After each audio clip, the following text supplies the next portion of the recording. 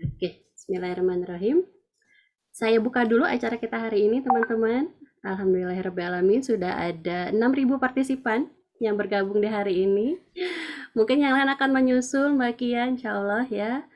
Ya, saya sapa dulu mungkin teman-teman yang ada Mbak Wasarifa yang tadi dari awal sudah masuk. Terima kasih. Ada Mbak Ana, Mbak Lifta Ahadia. Loh, hilang barusan. Mbak Sarifanya nggak apa-apa, mungkin kendala sinyal ya, nanti masuk lagi. Baik, Alhamdulillah hari ini kita bisa berkumpul di acara hajatan besar dari keluarga literasi fiksi. Alhamdulillah meskipun acaranya dadakan sebenarnya Mbak Kia. Jadi kemarin kita nungguin dulu jadwal live teman-teman FB selesai baru bisa mengadakannya. Nah, ini maju mundur nih mau ngadain apa enggak. Tapi alhamdulillah ternyata benar kata Bu Septi ya, kalau murid siap guru akan datang gitu ya alhamdulillah. Jadi teman-teman sudah siap untuk menerima ilmu dari Mbak Kia tentang materi kita hari ini, sharing-sharing hari ini. Dan alhamdulillah pematerinya juga menyatakan kesediaannya kemarin, Masya Allah. Saya senang sekali. Terima kasih Pak Kia untuk kesediaannya. Mudah-mudahan berkenan. Saya sudah berkenan ya. Mudah-mudahan nggak kapok diundang oleh teman-teman dari keluarga literasi fiksi. Terima kasih sekali. Ini saya langsung sapa nih. Mbak Kia katanya hari ini sekarang lagi di Indonesia ya. Masya Allah, biasanya kan domisilinya di Malaysia ya Mbak Kia. Oke, lihat sebentar. Saya jadikan co-host. Saya izin share screen dulu teman-teman. Bentar ya. Mau share screen. Titipan dari Mbak Kia. Oke.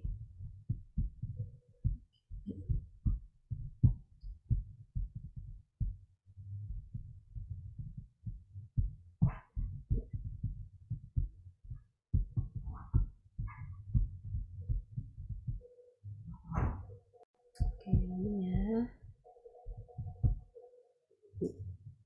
Apakah sudah muncul? Sudah ya? Baik. Oke. Nah, nanti ini adalah materi. Suara saya jelas kan ya, teman-teman? Khawatir saya ngobrol sendiri nih. Jelas ya? Insya Allah ya. Baik, alhamdulillah Mbak Kianya sudah ada di tengah-tengah kita semua. Nanti beliau akan secara spesial memperkenalkan diri mungkin ya untuk profilnya di sini sudah ada beserta materinya. Mbak Kia kita ada waktu kurang lebih 60 menit ke depan.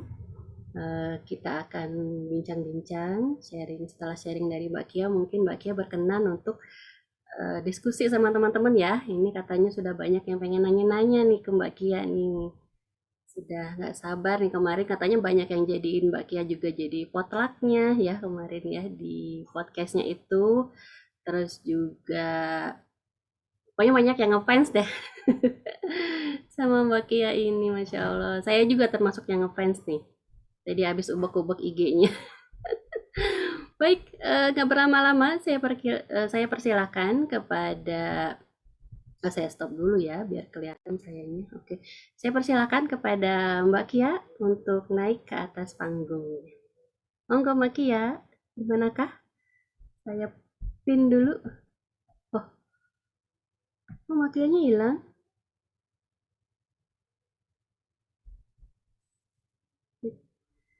Tadi ada ya, mungkin sinyal ya. Coba saya japri dulu.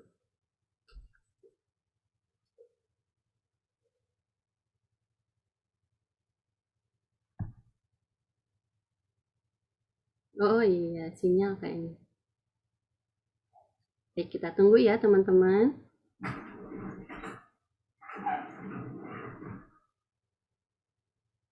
Baik, kita sambil tunggu Mbak Kia untuk masuk kembali. Ini sudah ada Mbak Alifta, hai hai. Ada Teh Ana, ada Teh Anissa, terus ada Mbak Dewi yang kemarin live juga ya. Terus ada Wak Sarifa.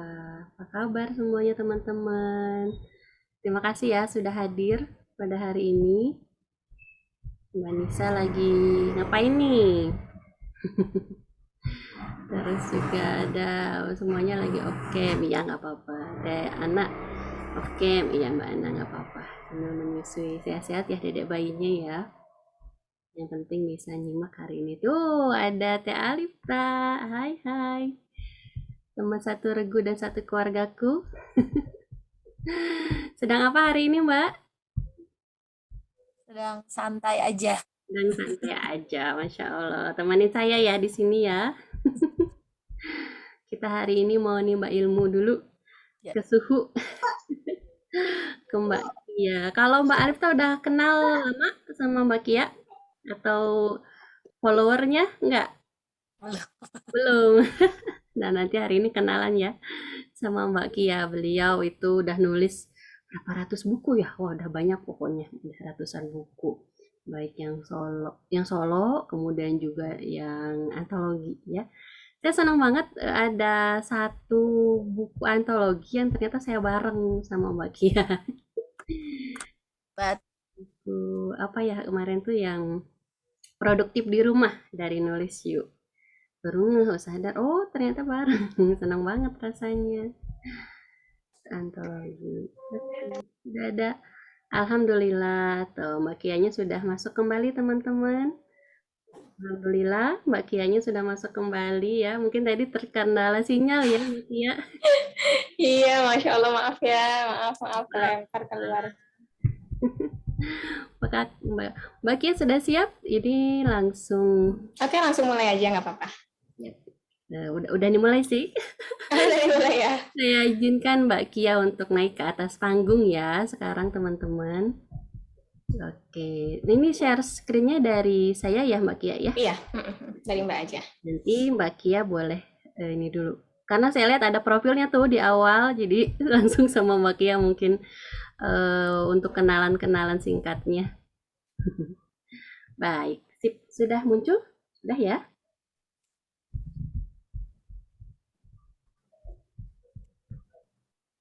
Halo? Ya, saya perbesar dulu. Oke. Nah, silakan Mbak Kia. Oke, mulai ya. Bismillahirrahmanirrahim. Assalamualaikum warahmatullahi wabarakatuh. Waalaikumsalam warahmatullahi wabarakatuh.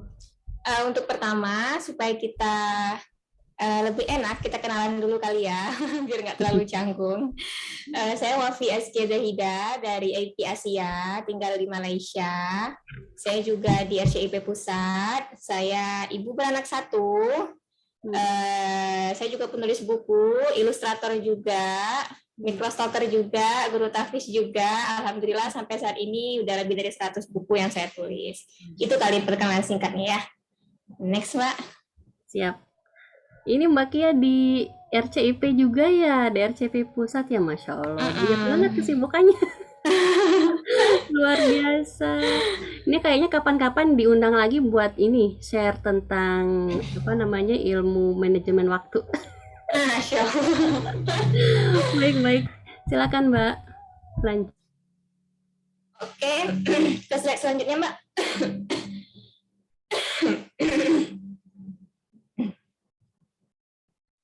Oke, ini secara garis besar ya. Jadi tips menulis buku solo ini yang saya jelaskan di sini itu murni dari pengalaman saya pribadi. Jadi tentu akan berbeda dengan penulis lainnya. Ini ada prolog. Jadi semua orang itu bisa menulis, setidaknya menulis status di WhatsApp, menulis Instagram, nah itu pasti menulis ya. Semua orang juga bisa menggambar, setidaknya bisa kan bikin 2 gunung, orang, matahari, ya biasanya bisa kan. Tapi untuk menjadikannya sebuah buku memang butuh ilmu serta berbagai tahapan yang harus dilalui. Dan semua ilmu itu bukan hanya untuk dibaca, karena ilmu itu banyak banget ya teman-teman ya. Ada di YouTube, ada di Google, ada di kelas online, ada di Instagram. Nah, semua ilmu itu nggak berarti apa-apa kalau tidak dicoba dan dipraktekkan. Hingga akhirnya teman-teman bisa memeluk buku teman-teman sendiri. Itu pelawaknya. Next, Mbak. Nah, ini tips buku solo dari saya. Di sini saya kelompokkan menjadi 2. Yang pertama itu, saya rubah ke sini ya. Yang pertama tips internal, jadi ini nih tips praktis yang berkaitan dengan proses selama menulis. Sedangkan yang kedua itu tips eksternal yang berkaitan dengan faktor-faktor luar yang sebenarnya itu tuh punya andil besar banget dalam kesuksesan naskah kita gitu. Next, Mbak.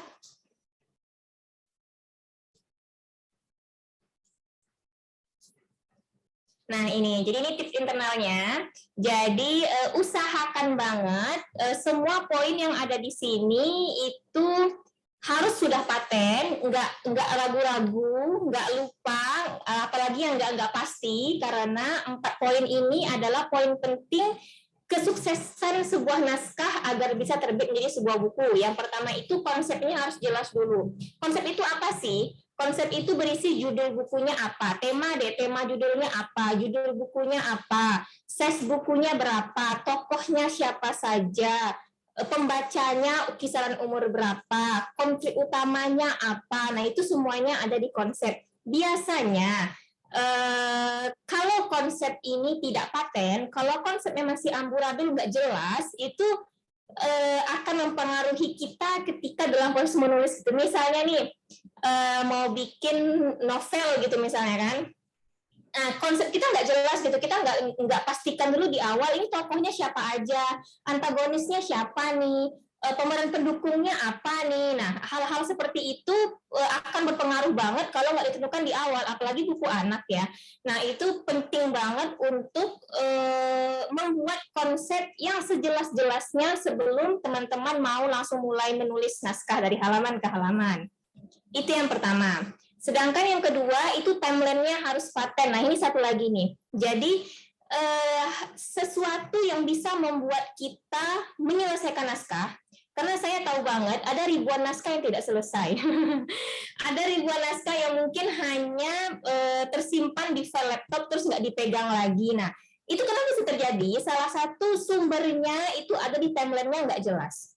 Jadi timeline itu isinya apa sih? Timeline itu isinya yang paling penting itu target kapan buku kita akan naik cetak. Jadi nih kalau saya mau nulis buku itu biasanya timeline dulu yang saya pastikan. Oh misalnya, saya mau buku saya ini untuk tema Ramadan. Jadi target saya adalah buku ini harus naik cetak di Ramadan tahun depan. Nah itu jelas kan timeline besarnya. Nah setelah kita tahu kapan buku kita naik cetak, baru kita breakdown satu. Misalnya bab 1, kapan deadline-nya, bab 2, kapan deadline-nya, kalau seandainya butuh ilustrasi, kapan lagi deadline-nya. Intinya dalam setiap proses itu pastikan ada target waktu yang udah kita tetapkan.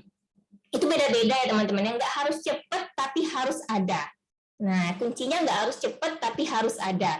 Juga termasuk di timeline itu seperti misalnya tahap editing, tahap self-editing gitu ya, atau tahap finishing naskah itu juga masuk. Intinya semua tahapan yang ada di naskah itu kita timeline-kan, kita ikat, tempel di dinding, print, tempel atau coret di mading kita. Intinya harus jelas, harus sudah tervisualisasikan kapan buku kita ini akan naik cetak. Itu yang kedua. Sedangkan yang ketiga, detailkan kerangka naskah. Nah, ini juga penting nih. Jadi ini tips pribadi dari saya juga. Semakin detail teman-teman merumuskan kerangka, itu semakin mulus jalannya. Karena kita tahu banget ya, yang namanya writer block bisa kapanpun terjadi. Tapi kalau kita nggak punya kerangka, itu bablas. Bingung mau nulis apa, mulai dari mana, aduh gimana ini konfliknya, nggak bisa lanjutin. Nah, hal-hal seperti itu bisa kita antisipasi di awal. Dengan apa? Dengan kita mendetailkan kerangka kita. Misalnya, bab 1 isinya bla bla bla bla, 2 isinya bla bla bla. Rincikan sedetail-detailnya. Semakin rinci, nah itu semakin mudah teman-teman untuk menyelesaikan naskah. Terkadang malas tuh pasti ya. Tapi terkadang nih ada yang malas bikin kerangka. Jadi kayak bikin poin 1 aja misalnya nih. Mau nulis tentang apa ya? Cerpen A gitu, atau mau nulis tentang novel A gitu. Udah, intinya pokoknya saya mau ceritakan tentang rumah tangga, udah gitu aja. Tapi kita nggak detail kan itu bab 1 isinya apa aja, bab 2 isinya udahlah mengalir aja kayak air. Nah, rata-rata yang diawali dengan diksi mengalir bagai air itu walhasil airnya kemana-mana gitu, ada yang ke got, ada yang ke sungai, ada yang ke pantai, nah kemana-mana, karena itu tadi kerangkanya nggak jelas gitu. Jadi penting bagi teman-teman untuk mendetailkan kerangka sedetail-detailnya, semakin detail semakin bagus. Walau terkadang hidayah datangnya di tengah-tengah gitu ya, ketika nulis baru keinget, aduh kenapa nggak bisa, apa-apa gitu. Yang penting teman-teman udah punya kerangka dasar naskahnya. Itu tips yang ketiga. Sedangkan yang keempat itu self editing dengan serius. Ini penting banget, terlebih untuk teman-teman yang mau bikin proposal naskah ke mayor. Karena semakin cantik naskah teman-teman, maka semakin besar peluang untuk diterima. Juga untuk indie juga sama, self publish. Kalau teman-teman mau indie atau self publish itu kan nggak semuanya ada editor gitu ya. Nah, jadi penting untuk teman-teman melakukan self editing dengan serius. Serius itu gimana sih? Serius itu tuh kayak gini. Buka PUEB-nya, baca, buka KBBI-nya, ditelusuri satu persatu. Sholat itu bakunya gimana sih? Oh, SALAT. Karena terkadang ya bahasa baku dan yang benar itu terlihat aneh karena jarang dipakai gitu. Jadi kayak tulisan misalnya insya Allah gitu, karena mau keren gitu kan bikin insya Allah, nah, padahal di KBBI-nya nggak kayak gitu. Atau misal kayak tadi wudhu gitu, biar agak keren dikit, kita tulis WUDHU, wudhu kan nggak keren ya. Oh ternyata di KBBI ternyata wudhu aja. Nah hal kayak gitu yang perlu kita periksa kembali dengan serius ketika naskah kita sudah selesai. Jadi self editing ini nggak dilakukan di setiap halaman ya. Satu halaman editing enggak ya. Jadi selesaikan semua naskah terlebih dahulu, baru kita self editing.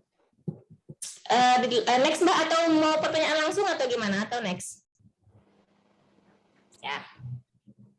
Nah, ini tips eksternalnya. Jadi sebenarnya faktor penentu dari sebuah buku itu bukan hanya tentang sejago apa kita merangkai kata, tapi banyak banget hal-hal faktor lain yang sebenarnya bisa menciptakan peluang naskah kita ini lebih gede untuk naik cetak gitu. Nah, apa aja sih? Yang pertama itu komunitas menulis. Jadi kayak kita di Bucek ini deh ya, kita berkumpul dengan orang-orang yang satu visi dengan kita, satu passion dengan kita, satu tujuan dengan kita. Nah, itu kan kayak ada motivasinya tersendiri kan, ngeliat si A ini si B gini, jadi kayak ada semangat untuk bertahan ketika kita mau menyerah. Nah, ini nih fungsinya komunitas menulis. Nemu di mana aja nih komunitasnya, banyak banget. Kalau teman-teman searching di Facebook, itu komunitas menulis, mulai dari buku anak, buku dewasa, fiksi, non-fiksi, cerpen, semuanya ada, komik ada. Instagram juga banyak, teman-teman bisa langsung searching dengan keyword yang teman-teman mau. Setelah itu nomor 2, mengikuti acara penerbit. Ini penting juga nih. Jadi biasanya nih teman-teman, penerbit itu kan bikin banyak agenda gitu ya, misalnya bincang dengan editor A, atau sharing tentang menulis komik, nah gitu-gitu. Yang penting kan banyak tuh mereka biasanya ngadain acara. Nah itu sebenarnya peluang bagi kita untuk berselancar lebih jauh tentang pembukuan gitu, karena penting sebelum kita nyemplung ke menulis buku itu penting kita tahu dulu isinya apa aja. Nah jadi kalau seandainya penerbit mengadakan acara walaupun live Instagram sekalipun yang terkenal sepele, nah itu teman-teman saya sarankan untuk mendengarkan dan untuk mengikuti. Sedangkan yang ketiga itu mengikuti antologi. Nah ini satu. Jadi informasi, bahkan saya menulis buku solo itu setelah menulis sekitar berapa ya, 40 antologi ya, 40 atau 30 antologi gitu. Nah setelah saya menulis puluhan antologi, saya kenal dengan banyak editor, saya tahu seluk-beluknya, nah baru saya nulis buku solo. Jadi antologi ini sebenarnya olahraga jari gitu.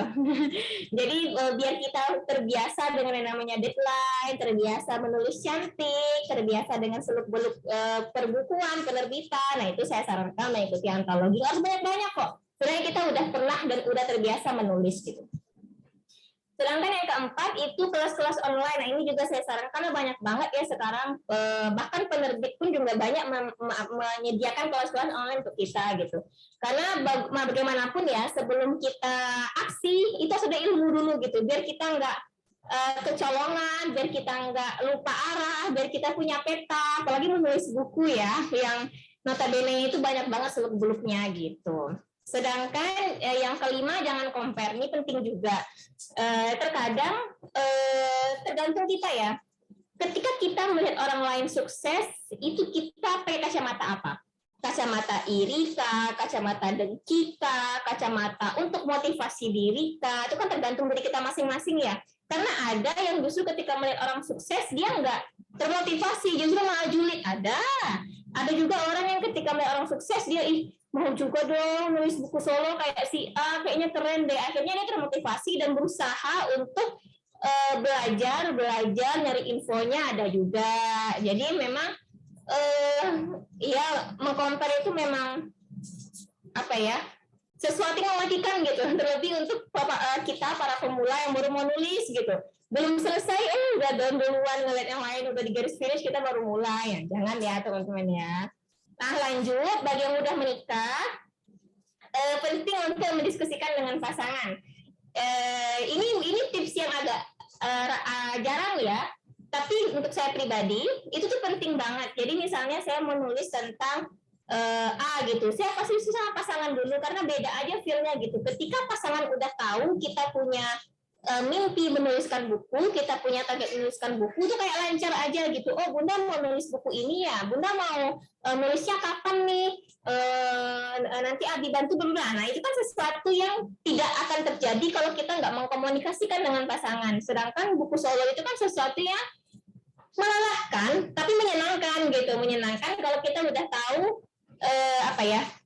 trik-triknya gitu. Nah, jadi saran saya, walaupun mungkin terkesan sepele ya, atau mungkin percuma ngomong sama suami, dia juga nggak tahu apa-apa, paling bilang terserah kamu aja deh. Nah mungkin kayak gitu, tapi ketika dia udah tahu, nah itu beda feelingnya ketika dia nggak tahu apa yang sedang kita kerjakan. Itu yang keenam. Lanjut, tips lainnya itu manajemen waktu. Nah ini penting juga nih. Jadi jangan sampai karena kan solo ini yang namanya solo ya, kita kan semuanya sendiri tuh ya, apalagi yang bikin puluhan halaman bahkan sampai ratusan halaman.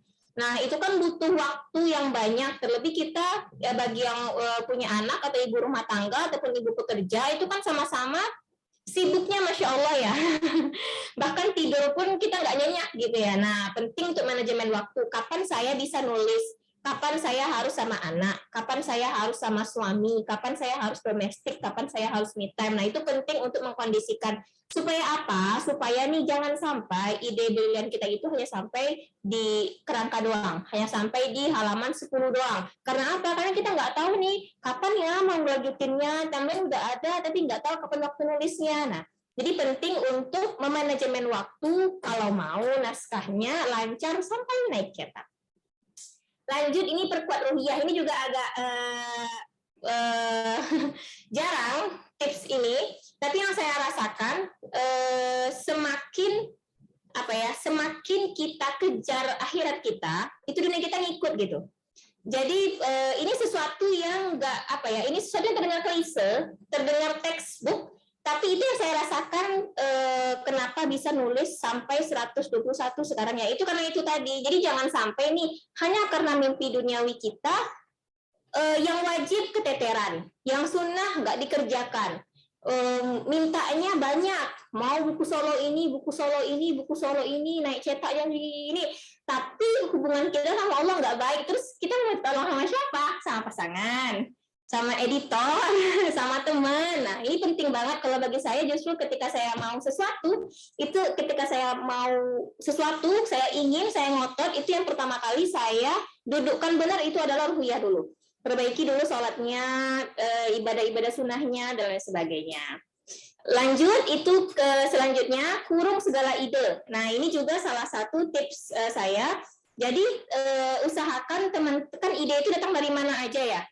Ide itu datang ketika kita di kamar mandi. Maaf, terkadang kan kita di kamar mandi, tiba-tiba ada ide, itu kamar mandi idenya hilang kadang ya. Jadi memang atau sedang masak gitu, ada ide, saya mau nulis buku tentang anak ngomel-ngomel minta masak deh, saya mau nulis buku tentang suami bilang makanan keasinan. Nah, hal-hal kayak gitu kan hal yang terdengar kecil, sepele, ide-ide yang terlintas di kepala kita, tapi itu sebenarnya justru sesuatu yang harus kita ikat. Kalau saya pribadi itu biasanya punya mading sendiri atau dinding, jadi itu yang bisa saya coret-coret. Ada ide tulis, ada ide tulis, ada ide tulis. Nanti saya bikin tabelnya, baru saya breakdown kemana ya yang mau saya eksekusi dulu. Nah, jadi penting untuk mengurung segala ide.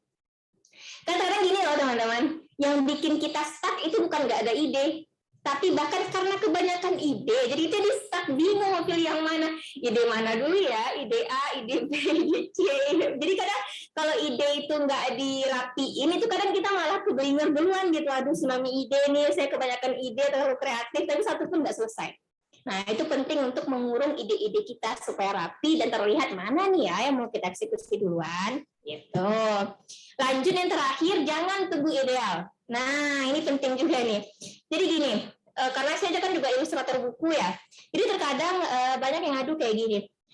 Saya nggak mau nulis, laptop saya soal, masa laptopnya harus di-charger dulu baru mau hidup, kalau nggak di-charger nggak mau hidup. Dah, nggak mau belajar gambar, saya cuma pakai HP, nggak punya yang pakai pen itu saya nggak punya, ada juga.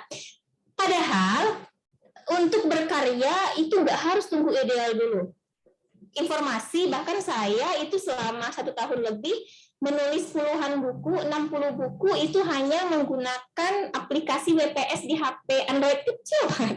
Jadi tahu nggak aplikasi WPS? Jadi kenapa saya nulis itu? Kenapa ke laptop sih? Waktu itu Malaysia lagi lockdown. Lockdownnya ketat banget awal-awal lockdown. Jadi askar sama polis itu lalu lalang depan rumah, nggak boleh keluar. Sedangkan saya pingin banget nulis gitu, nggak boleh keluar, pingin nulis, laptop rusak, mau diperbaiki, nggak ada yang buka, karena yang buka cuma runcit kebutuhan pokok doang gitu ya. Nah, di situ saya mulai mikir apa yang bisa saya lakukan sekarang tanpa harus menunggu saya punya laptop ideal dulu. Itu tadi. Jadi saya pakai WPS. Nah, dia kan pakai WPS ya. Nah, itu kan free download di HP masing-masing. Tapi kan karena biasanya penerbit itu mintanya kan Times New Roman tuh. Nah, WPS kan nggak ada tuh Times New Roman. Nah, akhirnya saya download fontnya, saya masukkan ke WPS-nya. Jadi sebenarnya banyak cara kalau kita mau gitu. Karena itu tadi, kalau kita mau nunggu ideal mau sampai kapan gitu. Minyak harganya naik terus, beras naik terus, uang sekolah naik terus, mau beli laptop rasanya aduh belum urgen banget, tapi mau berkarya nih, gimana caranya? Nah, itu tadi. Jadi sangat bisa untuk memanfaatkan apapun yang teman-teman punya. Bahkan dari HP kecil sekalipun, karena saya udah merasakan sendiri gitu. Nggak ada yang mustahil kalau kita mau. Allahnya kita sertakan juga, Tuhan kita sertakan juga, ikhtiar kita maksimal, insya Allah bisa. Itu dari saya. Next, Pak. Panjang ya. Kecepatan kayaknya. Next. Nah, jadi ini closing kayaknya. Jadi menulislah dari hati, selipkan niat untuk kebaikan, karena apapun yang kita tulis dari hati itu akan sampai ke hati para pembaca.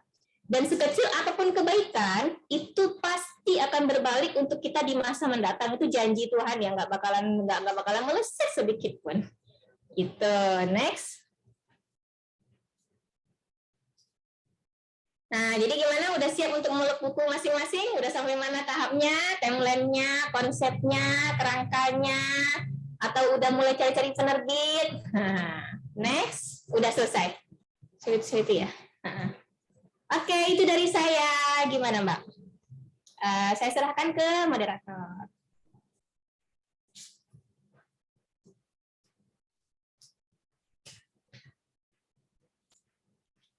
Masya Allah ya, saya sampai terpukau nih Mbak Kia.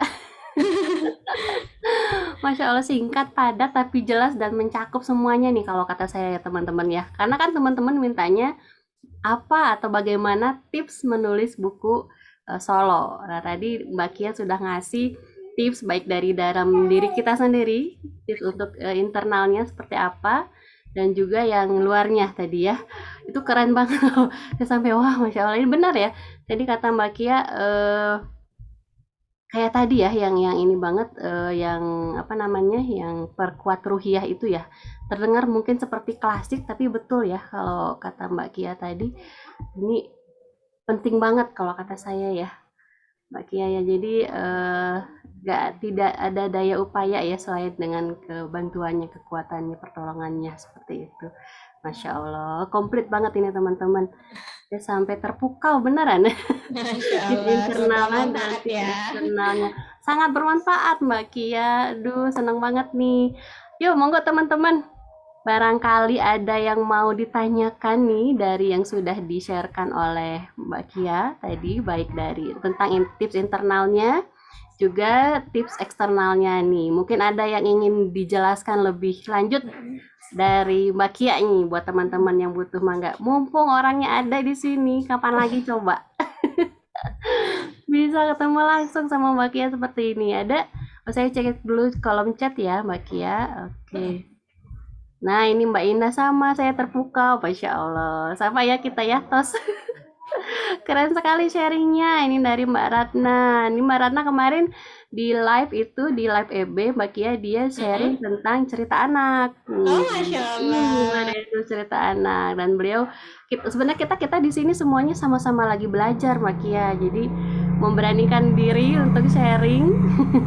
Masya Dan Allah. Masya Allah tuh senangnya tuh berbagi makanannya kemarin ya, 2 pekan yang sudah disantap oleh teman-teman.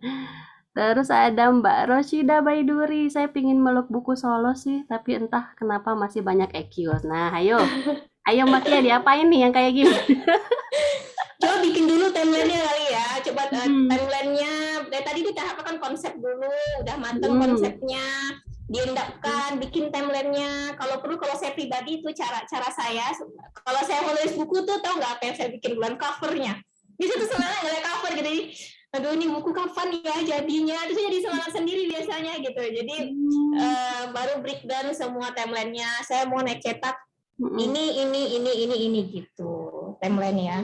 Timeline-nya yang penting ya. Oke, lanjut nih. Sertakan Allah, benar banget ini Mbak Roshida ya, sertakan Allah. Apa-apa benar. Itu sumber kekuatan kita ya. Mbak Kia saya juga baru tahu nih Mbak Kia, Masya Allah. Tadi waktu kepoin IG-nya, teman-teman tahu nggak nih kalau Mbak Kia itu hafizah loh. Masya Itu Allah, nemu di ya mana itu? Allah, saya terharu banget.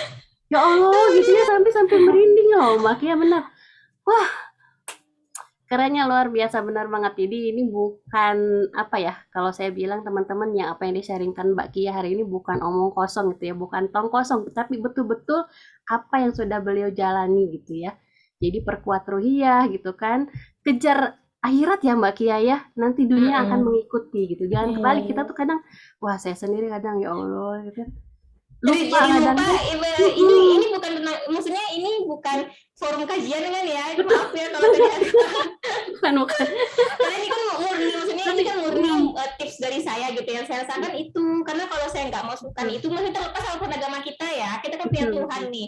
Nah jadi yang saya rasakan itu sebenarnya, jadi semakin saya menggebu-gebu sama dunia saya, itu justru yang saya kejar bukan dunianya gitu, tapi vertikal saya sama Allah dulu gimana, waduh dunianya langsung Masya Allah. pertolongan itu mulai tasik datang dari mana aja gitu. Benar banget. Betul ya teman-teman ya. Ini alhamdulillah di sini muslim semua sih insya Allah. Nggak apa-apa Semua jadi ya, maaf iya ya. nggak apa-apa nggak apa-apa. Jadi betul kalaupun beda mungkin ada yang beda nggak apa-apa ya. Jadi memang Tuhan itu Intinya ya harus Tuhan ya. kita semua punya Tuhan yang akan menguatkan gitu ya Mbak Kia. Saya ini kok kagumnya ini banget di hari ini. Kemudian ada Kajian ya. Mbak Ratna Sari juga nih, tips yang anti mainstream, perkuat ruhiyah, jarang sharing yang ngasih tips kayak gini. Makasih sudah mengingatkan Mbak Kia. Saya masih pakai WPS juga katanya. Sama Semangat. nih, semangat ya. Walaupun jari kita kadang kan ini telunjuk kayak jempol gitu ya. Kadang salah ketik, salah apa gitu. Jadi nggak masalah, itu perjuangan manis yang bisa kita nanti ketika udah muluk, oh ini perjuangan saya nggak main-main nih gitu. Ikhtiar saya maksimal nih di sini gitu. Betul, betul, betul, Masya Allah. Semangat Mbak Ratna. Kemudian ada Mbak, oh ya Mbak Ana, nggak apa-apa Mbak Ana ya sambil menyusui boleh. Sehat-sehat ya bayinya ya, sehat-sehat teman-teman semua. Nih kalau belum ada yang nanya, oh udah ada bentar di bawah. Saya mau nanya duluan boleh nggak nih? Mau nanya nih, Mbak Kia biasanya butuh waktu berapa lama nih buat nulis satu buah buku solo gitu ya? Berapa lama Kalau ya. ya timeline yang Mbak Kia buat biasanya? Tergantung. Kalau buku, saya pernah nulis buku dewasa 2 tahun lalu sekitar 180 halaman. Itu saya nulisnya dari ide sampai kirim ke penerbit itu 1 bulan. Jadi saya nulis mulai tanggal 3, selesai tanggal 20, tanggal 25 kirim ke penerbit, awal bulan depannya udah sah di penerbit gitu. Karena timelinenya kayak gitu. Ada lagi pernah buku anak, kalau ini buku anak yang saya ilustrasiin sendiri karena ilustrator juga, itu juga 1 bulan. Tahun lalu, 1 bulan juga. Tapi tergantung ya teman-teman, karena kan gini, setiap orang itu punya ritme masing-masing ya. Ada yang punya anaknya 5, anak saya baru 1 balita. Ada yang dari pagi sampai sore, masya Allah sibuk gitu kan, dakwah di luar gitu, ngambil amanah di luar. Tentu beda lagi waktunya. Jadi memang ritme setiap orang itu beda-beda. Tapi setiap orang itu pastikan sudah punya timeline masing-masing. Itu tadi, timeline nggak harus cepet, tapi harus ada. Gitu. Betul sekali. Ini bisa jadi quote nih. Timeline tidak harus cepat, yang pasti harus ada. Kalau perlu ditempel, di print, tempel di dinding atau jadiin wallpaper HP. Nah, kan yang namanya mimpi itu harus dikejar, harus dilihat terus ya. Jadi kita kayak termotivasi terus. Saya punya mimpi bulan depan harus gini. Karena kalau gimana ya? Kalau kita mengalir seperti air ya tadi, kita nggak tahu nih airnya ke got kah, ke sungai kah, ke mana gitu kan. Oh ya, terus satu lagi dari saya Mbak Kia, kalau untuk mengkurung ide ya, kurung ide itu, tadi kan Mbak Kia bilang ada mading di rumah. Nah, gimana kalau misalnya idenya tuh muncul pas lagi di jalan nih, di luar misalnya, gimana Mbak Kia ngurung idenya itu? Kalau saya itu kan kita bisa nge-WhatsApp diri sendiri ya. Oh, Misalkan itu saya biasanya saya tulis di HP langsung. Misalnya saya di jalan ngelihat ada ibu-ibu misalnya lagi ngambil sampah kan, mau nulis ide nih tentang misalnya pemberdayaan perempuan gitu, atau ngelihat ada yang tabrakan, ada ide nih. Nah, jadi setiap apa yang terlintas ya tadi saya kurung ide dengan saya tulis sampai di rumah, nanti baru saya kelompokkan di mading. Kelompoknya itu kayak gini, misalnya saya kan nulis semua genre yang saya sampai saat ini yang 100 lebih itu kan semua genre itu, anak, dewasa, fiksi, non fiksi, komik, cerpen, ensiklopedia, pokoknya semuanya gitu ya. Nah, itu saya kelompokin kayak gitu. Misalnya saya ngelihat semut gitu. Semut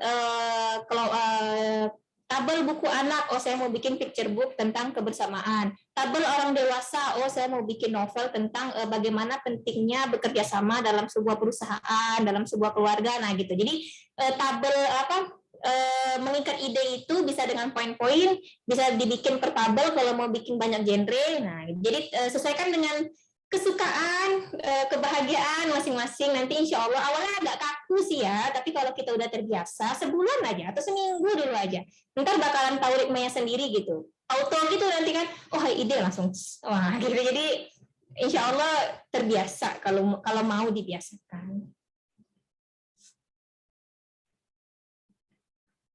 Insya Allah itu ya tadi teman-teman ya. Aduh, keren banget pokoknya. Ini saya lanjut lagi nih baca chat ya Mbak Kia. Ada dari Mbak Ratnasari, cover udah ada, cerita udah ada, timeline yang acak-acakan. Ayo. Timelinenya nih, betul banget tadi kata Mbak Kia. Ingat ya quote-nya, timeline tidak harus cepat, tapi yang harus ada. Harus ada. Benar. Terus ada Mbak Rosida Baiduri, saya pinginnya nggak novel Mbak, tapi punya kumcer sendiri. Boleh, bebas ya. Maksudnya apapun jenis buku kita, baik itu novel, cerpen, fiksi, non-fiksi, buku motivasi, buku masak sekalipun, itu intinya yang 4 tadi. Konsepnya jelas, timeline-nya paten, kerangkanya mendetail, self-editing-nya harus serius. Masya Allah. Berarti ya, Masya Allah aku terkia-kia sama Mbak Kia. Apa itu terkia-kia? Coba Mbak Rosida terjemahkan. Terus ada Mbak Cynthia nih, Mbak Cynthia. Halo Mbak Kia, teman baru di kebun apel. Awal mula bikin buku solo itu ceritanya gimana Mbak Kia?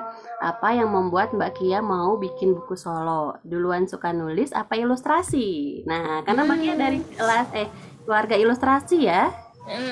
Jadi saya coba jawab ya. Jadi buku solo pertama saya itu justru buku dewasa, buku non Hmm. fiksi, buku untuk ibu-ibu milenial. Nah itu kenapa saya Hmm. bikin? Jadi awal mulanya saya kan suka nulis di Instagram tuh, suka sharing-sharing tentang ruhiyah, tentang parentingan, tentang marriage. Nah gitu akhirnya banyak dari para followers itu yang ibu-ibu itu DM-nya curhat gitu. Pada DM pada curhat gitu kan, awalnya seneng tapi akhirnya mulai kewalahan juga sih gitu ya, maksudnya kayak mau cerai gitu, baby blues, nah gitu-gitu kan berat ya sebenarnya ya. Betul. Nah akhirnya saya tergerak, gimana caranya supaya apa yang saya sampaikan ini bisa bermanfaat bukan hanya untuk followers, karena kan IG saya privat tuh, tapi untuk Hmm. lebih luas lagi. Nah akhirnya saya bikinlah buku solo pertama. Jadi goalnya itu untuk membantu para ibu-ibu milenial, karena dalamnya itu lengkap banget, ada tentang manajemen waktu, komunikasi, emosi, ruhiyah, ke anak. Nah, tujuan utamanya itu tadi, karena dari rumusan masalah, oh ibu-ibu ini adaptasinya masih agak struggle banget nih, nggak, maksudnya sayang kalau nggak ada pegangan gitu. Nah, akhirnya saya bikin buku solo pertama, dan itu justru bukan buku anak yang penuh ilustrasi gitu. Nah, setelah itu baru saya mau masuk ke dunia anak, saya mulai mikir nih, sewa jasa ilustrator itu kan mahal. Jadi gimana caranya saya tetap berkarya tanpa harus mikirin mahal-mahalnya nih. Oke, akhirnya saya sendiri terjun ke ilustrasi. Saya ilustrasiin buku sendiri. Akhirnya awalnya buku sendiri doang, tapi akhirnya sekarang malah buku-buku orang-orang juga minta ilustrasiin. Kemana-mana akhirnya. Selain ilustrasi kan saya juga sebenarnya layouter sama editor juga sebenarnya. Karena itu tadi, saya tinggal di luar negeri. Terus saya bukan anak sultan juga, gitu kan. Terus saya jauh dari penerbit, miskomunikasi itu kalau kita udah ngasih naskah ke penerbit itu miskomunikasinya gede banget, apalagi kalau kita sebagai penulis aja gitu ya, belum miskomunikasi sama editor, miskomunikasi sama layouter, sama penerbit. Nah itu soalnya saya pertama kali itu sering banget miskomunikasi karena itu gitu, karena di luar negeri nggak bisa langsung ke penerbitannya, saya minta A dibikin B, mau protes segan, udah DP dulu, jadi kayak terlalu banyak hal-hal yang sebenarnya bisa saya hindari kalau saya lakukan sendiri. Nah makanya akhirnya sampai sekarang beberapa buku saya itu saya rangkap semua jadinya, penulis, ilustrator, layouter, editor, itu tadi sebenarnya menghindari miskomunikasi sih. Ya, ya, ya. Wah, Masya Allah. Jadi akhirnya men-challenge diri sendiri supaya serba bisa jadinya ya, Mbak Kia. Masya Allah. Benar, benar, benar. Kadang apa yang kita inginkan beda ya dengan apa namanya yang dibuatkan oleh orang lain. Wah, benar nih. Motivasi nih teman-teman. Ya, jadi kalau kita bisa, kenapa enggak gitu ya sama kita. Ya, benar. Masya Allah, semangatnya Mbak Kia. Terus lanjut lagi nih kita ada Mbak Ana Rahma. Masya Allah komplit banget Mbak Kia. Mbak Alifta mencerahkan Mbak Kia. Wah, cerah secara hari Masya ini. Allah. Di sana Mbak Kia di mana nih? Maaf di Indonesianya di mananya nih? Saya di kota hujan, kebetulan lagi di kota hujan, lagi di Oh, Bogor. lagi di Jadi hujan Bogor. ini Sekarang sekarang, lagi hujan. Oh, saya pas kota lumayan cerah hujan. nih. Oh gitu, di kota hujan. Ya, ya. Terus ada Mbak Anissa, Masya Allah Mbak Kia daging semua isinya, apalagi pas bahas Rusia, nyes banget, oh, bener-bener bener, kita sehati ini ya. Dan bertanya Mbak Kia kalau nulis buku dijadwalkan tiap harinya, katanya. Kalau Gitu. ini itu tentang manajemen waktu ya. Jadi saya itu pakai kandang waktu sebenarnya untuk nulis. Hmm. Jadi kandang waktu karena anak saya masih balita ya. Iya. Otomatis kalau namanya siang hari itu dia nggak punya adik pula kan. Jadi saya di rumah ya udah berarti harus sama saya ceritanya nih. Hmm. Nah jadi memang waktu saya itu nulis itu hanya ketika baby lagi tidur. Apakah tidur malam, apakah tidur siang. Tergantung nih, jadi bukan saat baby bangun. Jadi saya sering nulisnya itu malam, sebelum tahajud, nah itu baru nulis. Kalau siang itu jarang banget buka laptop untuk nulis beneran ya, kecuali untuk ngirim email ke penerbit nggak masalah. Kalau ngemail aja itu masih bisa, tapi kalau untuk nulis, itu kasihan anak saya itu, anak saya kan temannya saya doang. Apalagi anak lockdown kan, yang bener-bener di rumah sama bundanya, ya udah deh. Jadi kalau saya pribadi itu waktunya memang saat baby tidur malam. Tergantung beda-beda orang ya. Iya betul betul. Jadi tergantung teman-teman ya. Mungkin Mm-mm. beda, ada yang aktifnya malam, ada yang Mm-mm. aktifnya justru subuh mungkin ya. Jadi Mm-mm. ada yang beda-beda, disesuaikan lagi ininya dengan ritme teman-teman ya Iya. masing-masing. Terus ada lagi dari Mbak Yanti, Masya Allah isinya daging semua Mbak Kia. BTW sejak kapan suka menulis Mbak Kia? Hmm, Kalau suka menulis itu sebenarnya waktu SMP itu Mm-mm. pernah pernah nulis novel, tapi bukan diterbitkan, tapi pakai pena di kertas. Masih ada itu di atas kayaknya. Waktu saya SMP itu, jadi Mm-mm. di buku tulis pakai pena gitu. Ya itu waktu SMP, terus vakum pas SMA, terus pas kuliah suka nulis tapi sukanya riset penelitian karena ikut konferensi-konferensi gitu kan, jadi sama sekali nggak ada nulis buku, murni penelitian. Mm-mm. Setelah nikah baru saya mulai nulis yang tadi buku Ibu Milenial itu, jadi justru setelah nikah peluangnya datang. Baru nulis buku gitu. Aduh, Masya Allah. Gitu ya cerita awalnya teman-teman. Ini saya bingung. Masya Allah ini chatnya banget, banyak banget loh Mbak Kia. Banyak yang terpesona ini. Saya mau Masya minta Allah. ada yang open cam deh. Open cam, open mic boleh. Kalau nggak bisa open cam, open mic dulu. Boleh saya kasih spesial yang mau nanya langsung ke Mbak Kia. Salam kenal Silakan. ya. Ayo, raise hand dulu dong. Siapa ya? Ada yang mau? Ayo, ayo. Sepertinya malu-malu ini soalnya di chat banyak ya. Udah kita lanjutin baca chat deh. Masih ada kurang lebih 15 menitan lagi ya teman-teman. Ya. Oh iya, kita lanjut nih. Ada dari, aduh maaf ada ini iklan. Mbak, saya tuh maunya melahap semua ilmu dari nulis, ilustrasi, sampai semua yang berhubungan dengan menulis. Cuma pada akhirnya saya merasa semua jadi simpanan aja. Apa yang harus dilakukan biar fokus gitu sama satu hal, nggak gampang tergoda sama yang lain. Nah, ini dari Mbak Hmm. Ratnasari. Oh iya, Hmm. Bismillah, saya coba jawab ya. Jadi sebenarnya kita tuh nggak harus bisa semuanya. Sebenarnya ya nggak harus bisa semuanya. Karena serahkan pada ahlinya kan ya. Tapi kalau kita memang mau belajar semuanya, karena memang ada tipe yang nggak bisa satu-satu, justru bisa harus semuanya sekaligus gitu. Nah itu penting untuk bikin skala prioritas dulu. Bukan sembarang skala prioritas ya. Misalnya kayak gini, saya mau nulis, saya mau layout, saya mau editor. Nah, skala prioritas saya adalah layouter. Bukan kayak gitu, tapi didetailkan gitu. Misalnya gini, saya mau jadi penulis gitu ya. Nah, tulis. Kenapa plusnya kalau saya jadi penulis apa? Positifnya apa? Negatifnya apa? Misal negatifnya nih, oh saya jadi marah-marah di rumah, jadi bete, target nggak terima. Misalnya gitu. Lanjut lagi misalnya saya mau jadi layouter, tulis juga positifnya apa, negatifnya apa. Lanjut lagi misalnya jadi ilustrator, tulis lagi positifnya apa, negatifnya apa. Setelah kita lihat semuanya akan terlihat gitu loh. Oh ternyata jadi ilustrator tuh cuma mau doang nih. Ternyata itu nggak skala prioritas saya, karena setelah saya list justru positifnya cuma satu. Oh ternyata yang di bagian ini positifnya banyak loh. Nah hal-hal yang seperti itu ya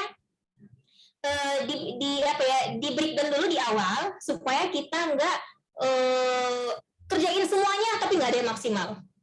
Nah jangan sampai ya. Jadi lebih baik kita jadi master di satu hal sampai ke akar-akarnya daripada kita bisa semuanya tapi justru kita setengah-setengah jadi nggak maksimal gitu. Jadi kalau tips dari saya itu bikin dulu positif negatif atau keuntungan kerugian atau hal kayak gitu deh. Jadi kita bisa ngelihat gitu mana mudaratnya yang paling sedikit yang kita ambil gitu. Nah, gitu ya teman-teman. Itu penyakit saya juga ini. Banyak Tergoda pengennya. sih, kadang-kadang kita tergoda sih ya. Karena kan yang namanya sosial media kita bisa ngelihat semuanya ya. Tapi kalau kita udah tahu sebenarnya gue maunya ini nih. Nah, kenapa? Dari mana kita tahu kita maunya ini ya? Itu tadi kita breakdown strong way kita ini apa, ini apa, ini apa gitu. Bukan hanya dibayangkan tapi ditulis langsung biar kelihatan gitu ya, bisa di checklist gitu kan. Betul, betul, betul. Nah, gitu ya teman-teman.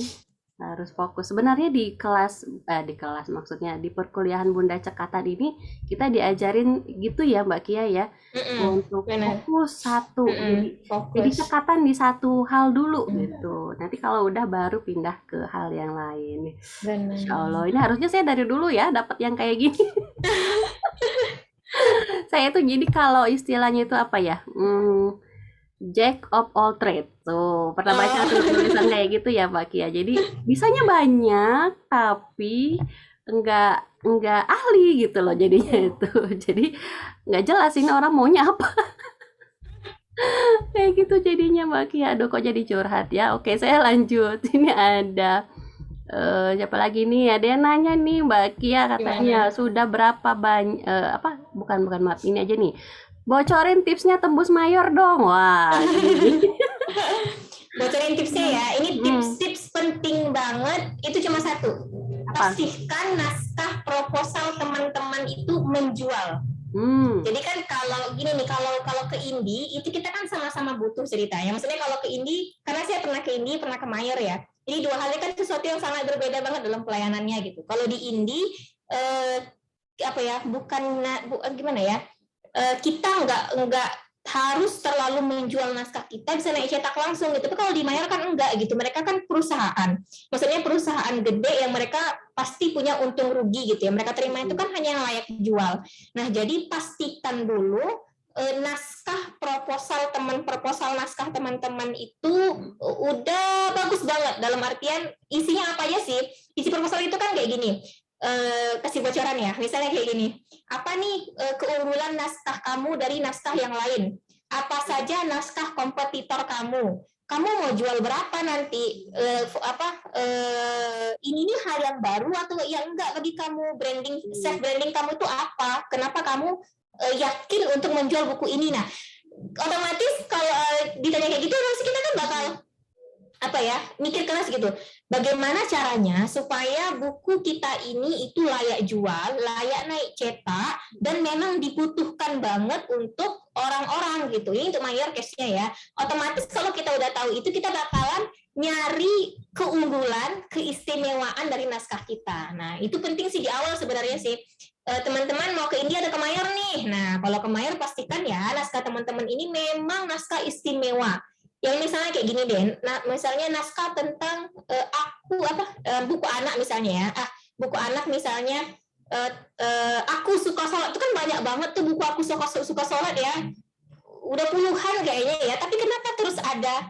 Karena setiap buku itu punya keistimewaan masing-masing. Misalnya di buku A, di proposal naskah saya misalnya gitu kan, saya berani mengirimkan proposal naskah ini karena ini sangat berbeda dengan buku-buku yang sejenis. Di buku saya menyajikan misalnya nih hadis-hadis kursi yang berkaitan dengan setiap rakaatnya, atau saya menyajikan langsung ilustrasi yang insya Allah faceless, atau naskah saya ini sangat berbeda sama naskah yang lainnya. Kenapa? Karena saya langsung mengambil study case dari anak saya. Nah, gitu ada. Jadi itu tuh menguntungkan banget kalau teman-teman bisa mengisinya dengan sangat cermat dan menjual. Pastinya harus menjual ya, karena ini mayor ya. Jadi proposal naskah sih kalau untuk ke mayor. Gitu. nah gitu ya Mbak. Jadi apa namanya, pastikan dulu naskah yang akan kita berikan ke mayor ini tadi itu adalah naskah yang menjual ya. Tadi betul kata Mbak Kia, dia harus istimewa. Terus apa sih bedanya naskah kita dengan yang sudah ada gitu ya, Nah, kompetitor iya kan. benar. Karena kan bahkan kalau yang saya terima itu bahkan beberapa, bahkan dia tuh nanya gini, Mm, self branding kita di sosial media apa gitu. Misalnya saya nulis tentang parenting.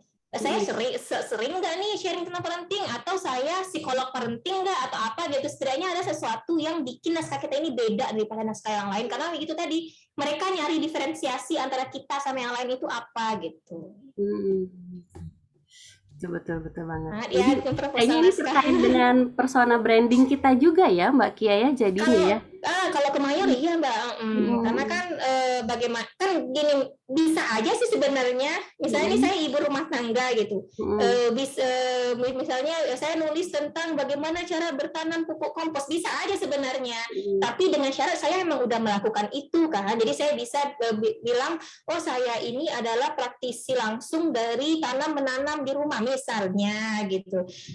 Karena aneh juga kalau misalnya kita menuliskan sesuatu yang hanya hasil dari baca comot berbagai teori. mm. Nah, itu berarti kan kita nggak membawakan sesuatu yang baru, nggak ada nilai lebihnya gitu. Karena kalau di mayor itu kuncinya itu tadi, proposal naskah.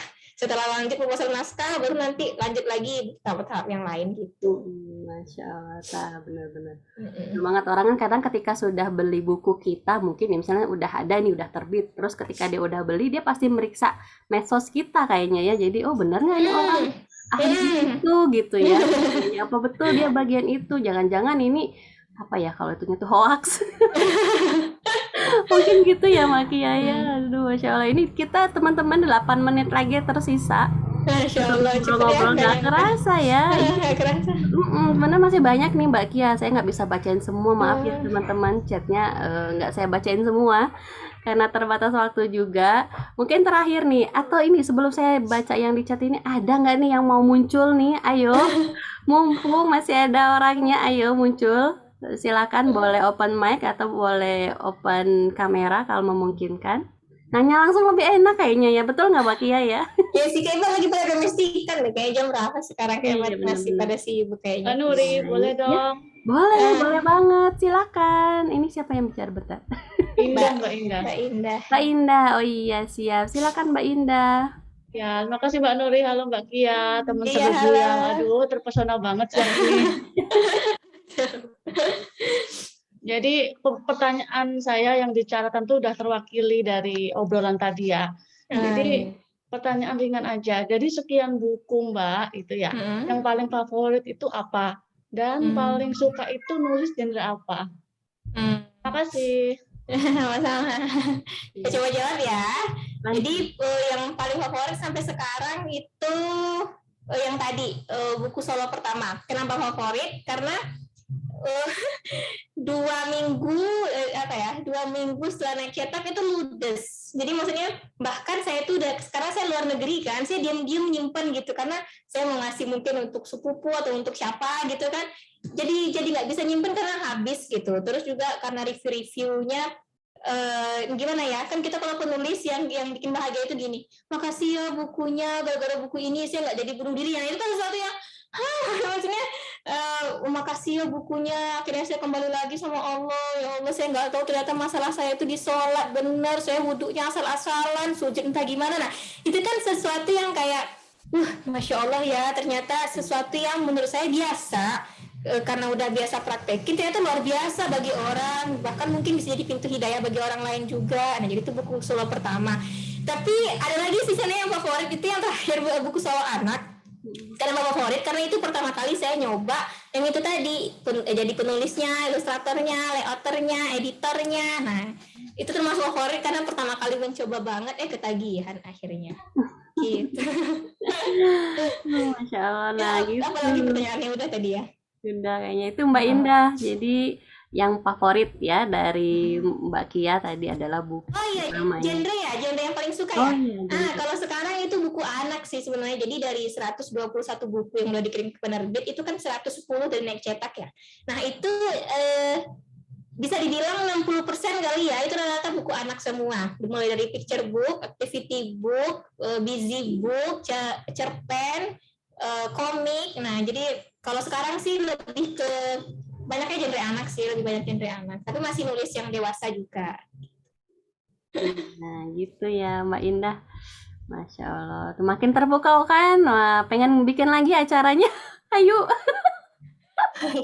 Ini makasih banget loh Mbak Kia, sharingnya hari ini luar biasa sekali. Banyak insight-nya, banyak sekali ilmu ya yang kita dapatkan pada siang hari ini ya teman-teman ya. Tuh benar katanya season 2 dong Mbak Kia. Wani Piro. Mbak Kia ini itu saya ada pertanyaan deh. Oh enggak ya tuh. Ini Mbak Roshidah ya? Iya, bagaimana jam istirahatnya Mbak katanya, boleh nih. Terus Mbak, apa seseorang yang disebut penulis tujuan akhirnya wajib punya buku solo? Nah, pertanyaan saya, karena tadi kan Mbak Nuri udah spill duluan kan, karena saya hafizah tadi, otomatis saya kan punya kewajiban untuk murojaah juga. Saya nggak ada ART juga, saya hobinya merantau pula. Jadi memang harus pinter-pinter manage waktu gitu supaya nggak stres gitu kan. Jadi kalau saya istirahatnya itu ya itu tadi malam gitu. Kalau saya pribadi, saya lebih sarankan untuk bangun jauh di awal tahajud ketimbang begadang. Kalau saya pribadi nyarankan kayak gitu. Jadi lebih baik nih kita misalnya kalau bisa ya, karena kan orang-orang beda-beda ya jadwalnya ya. Kalau bisa kita tidur misalnya jam 9 gitu. Tapi kita bangun nanti jam 3. Nah itu lebih produktif ketimbang kita tidur jam 12, bangun jam 5. Udah jangankan untuk sholat sunnah sebelum subuh. Nggak terbit matahari juga alhamdulillah jadinya kan gitu. Nah jadi kalau saya sarankan itu lebih baik tidur cepat bangun lebih awal ketimbang tidur lama bangunnya telat gitu. Terus penulis harus punya buku solo nggak sih? Nah penulis itu banyak sebenarnya ya. Antologi itu juga bisa dipenulis loh karena kan butuh perjuangan juga ya, masya Allah nggak bisa diremehkan juga gitu ya. Di Instagram itu nulis juga banyak ya nulis ya, bahkan di blog kalau jadi nggak apa ya, cukup fokuskan apa yang teman-teman mau. Kalau teman-teman mau nulis buku solo, oke, ini tipsnya. Kalau teman-teman mau nulis di Instagram, silahkan bikin kontennya, fokus di sana gitu ya, sampai jadi konten kreator, konten writer gitu ya. Nah, kalau teman-teman mau misalnya nggak mau nulis buku terlalu kompleks bagi saya mau langsung aja di blog, boleh juga jadi penulis, jadi blogger ya. Jadi banyak banget cabang-cabang seorang penulis yang sebenarnya kita nggak harus dihantui harus bikin nulis buku solo tuh enggak, tapi kalau seandainya bisa kenapa tidak gitu, karena kebaikannya banyak banget di sana. Iya, Masya Allah. Jadi gitu ya teman-teman ya. Aduh, saya udah speechless pokoknya udah. Udah semuanya ini udah komplit banget nih sama Mbak Kia hari Maaf ini ya nggak bisa jawab semuanya ya kayaknya ya. Ini masih banyak Maaf ya. sebenarnya Mbak Kia. Jadi masih ada berapa belas chat tadi yang belum saya baca. Maafkan ya teman-teman ya. Mungkin nanti boleh kalau ada pertanyaan penting yang belum terjawab nanti akan saya coba sharekan ke Mbak Kia. Nanti boleh lewat chat ya. Boleh ya Mbak Kia ya? Boleh. Ya, khawatir nih kasihan ya nanti Mbak Nuri kok nggak dibacain. Nanti saya di demo. Nanti boleh saya share chatnya nanti ke Mbak Kia kalau ada yang penting ini ya harus disampaikan. Baik, terima kasih kalau kurangnya 1 jam itu ya ternyata. Aduh, pas ya. udah kita bikin season 2 deh. Hajatan besar lagi, Masya Allah. Kapan ya?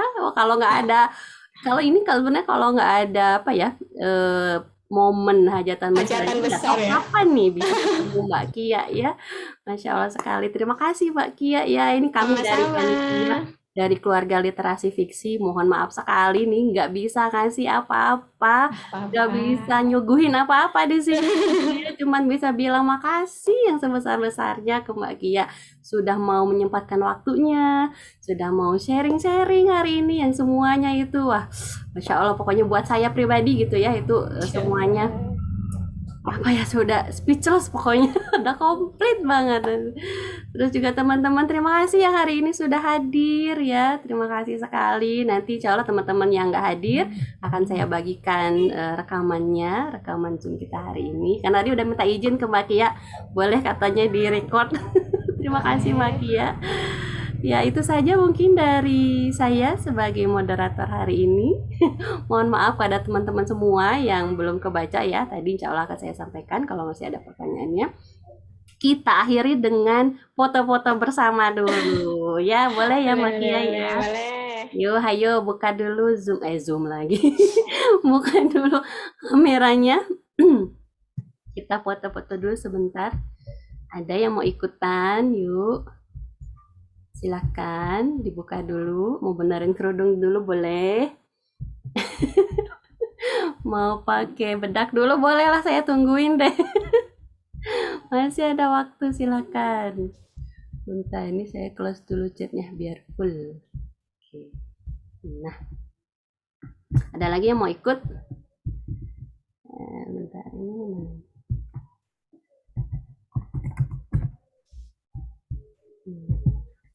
Buka pen dulu. Oke, teman-teman, sudah? Mbak Yanti mau ikutan nggak? Mbak Yanti dari Jakarta nih. Wah, rame nih. Ada Mbak Cynthia, Mbak Dewi, Mbak Rosida mau ikutan nggak? Mbak Ratna, ayo. Nggak nih, bener nih. Kalau nggak saya foto sekarang deh. Oke, seadanya aja dulu ya. Siap-siap. Yuk, bismillah. 1, 2, 3. Oke, tahan 1 jam. Tahan senyumnya 1 jam. Bentar, saya copy dulu. Aduh, ada ini juga nih. Baik. Sekali lagi, gaya bebas. Apa ya, Mbak Kia? Mau gaya apa, Mbak Kia? Nggak tahu saya kayak L apa. aja, L. Apa namanya? Literasi. Literasi. Yuk. Kan ini kan keluarga literasi. Hayu. Yuk, oke. 1, 2, 3. Masya Allah. Alhamdulillah, hajatan besar kita sudah selesai, teman-teman. Lunas ya. Ini karena Semoga banyak yang ngefans bermanfaat. sama Mbak Kia Masya loh. Allah. Tuh, Teman-teman terima juga keren. kasih sama-sama Mbak Indah tuh. Terima kasih katanya Mbak Nuri, Mbak Kia. Sama teman-teman semua, terima kasih untuk hadirnya hari ini Mbak Kia. Pokoknya love you full. Jangan kapok ya. Kapan-kapan saya colek-colek lagi mau bikin season 2. Insya Allah. Terima kasih teman-teman semua, sehat-sehat semuanya, bahagia selalu. Sampai jumpa di lain kesempatan ya. Mudah-mudahan ada rezekinya, ada Amin. ada umurnya, ada takdirnya, kita bisa ketemu lagi di acara seperti ini. Terima kasih Mbak Kia. Salam untuk Iya, Ananda sama-sama. tercinta. Terima kasih banyak semuanya. Sama-sama semuanya. Assalamualaikum. Waalaikumsalam. Saya end meeting ya. Waalaikumsalam.